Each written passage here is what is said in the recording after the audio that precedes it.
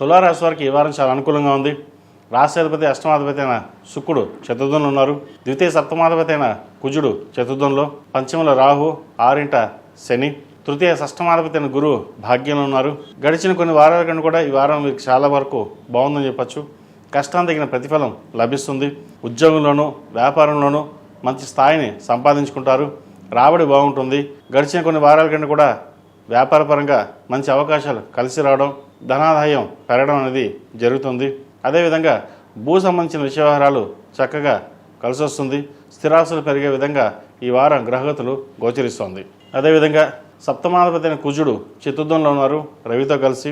భాగస్వామితోటి మాట్లాడేటప్పుడు ఆచితూచి వ్యవహరించడం, ఏదైనా సరే సఖ్యతగా ఉండడం చెప్పదగినది. ప్రతి చిన్న విషయానికి ఎగ్జైట్మెంట్ అవ్వడం లేదా కోపం తెచ్చుకోవడం ఇటువంటివి జరుగుతుంటాయి.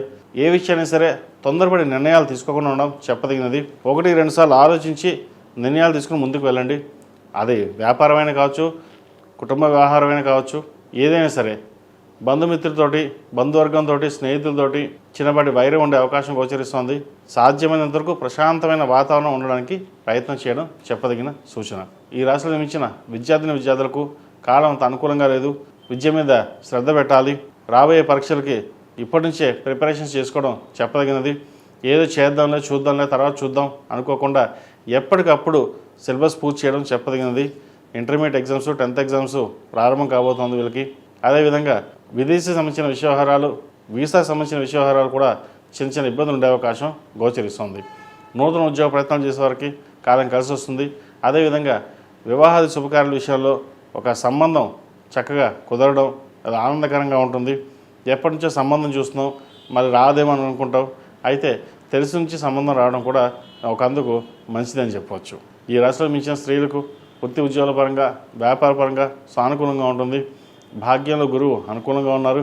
అదేవిధంగా సప్తమాధిపతి ద్వితీయాధిపతి అయిన కుజుడు చతుర్థంలో ఉన్నారు. రాశ్యాధిపతి అష్టమాధిపతి అయిన శుక్రుడు చతుర్థంలో ఉన్నారు.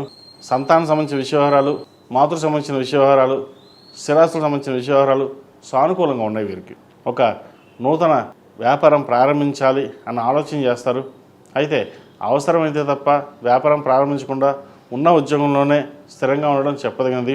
అలాగే వ్యాపారాలు ప్రారంభం చేసిన వాళ్ళ మటుకి చాలా అనుకూలంగా ఉంటుంది, లాభదాయకంగా ఉంటుంది.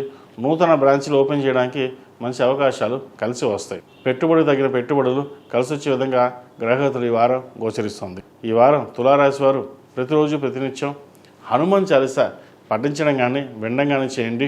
ఎందుకంటే మీరు బాగా కష్టపడుతున్నారని, బాగా పైకి ఎదుగుతున్నారని, అందరికంటే మీరు ముందున్నారని ఈర్ష్య ద్వేషాలు, నరదృష్టి ఎక్కువగా ఉండే అవకాశం గోచరిస్తుంది. అదేవిధంగా ఈ రాశివారు ప్రతిరోజు ప్రతినిత్యం ఓం నమో నారాయణ వృత్తుతో దీపారాయణ చేయడం, నువ్వుల నూనె పోసి కాలభైరు రూపు కానీ ఇంద్రాణి రూపు కానీ మెడలో ధరించండి. మంచి ఫలితాలు సంప్రాప్తిస్తాయి.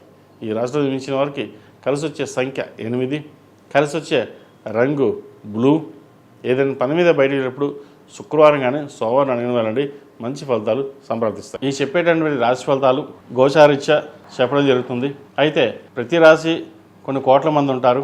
కొంతమందికి బాగుంటుంది, కొంతమంది బాగుండదు. వారి జాతక విశ్లేషణ తెలుసుకోవడం కోసం 7731881113 నాకు డైరెక్ట్గా ఫోన్ కానీ వాట్సాప్ కానీ చేయండి.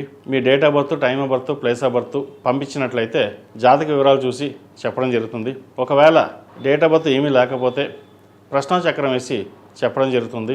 ఏదైనా చిన్న రెమెడీస్ ఉంటే చేసుకోవడం వల్ల కొంతవరకు ఉపశమనం లభిస్తుంది. ఎందుకంటే మనం ఏదైనా సాధిద్దాం, చేద్దాం అనుకుంటాం, దానికి దైవానుగ్రహం తోడుండాలి.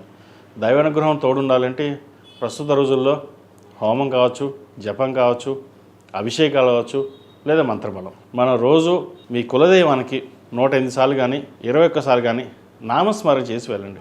ఆ ఒక్కటి చేస్తే సాధ్యమైనంత వరకు కాదు అని అనుకునే పని కూడా పూర్తవుతుంది.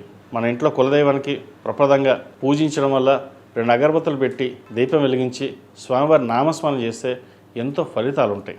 ఇటువంటి చిన్న చిట్కాలు చేయండి, మంచి ఫలితాలు సంప్రాప్తిస్తాయి. ఈ పూజస్టోర్.in పసుపు కుంకుమ నుంచి దేవతా విగ్రహాల దాకా అన్ని రకాల పూజలు, వ్రతాలు, గృహప్రవేశం, హోమాది శుభకార్యాలకు కావాల్సిన పూజా సామాగ్రి అంతా ఒక్కొక్క క్లిక్ తోనే మీ ఇంటి వద్దనే పొందండి. ఈ పూజస్టోర్.in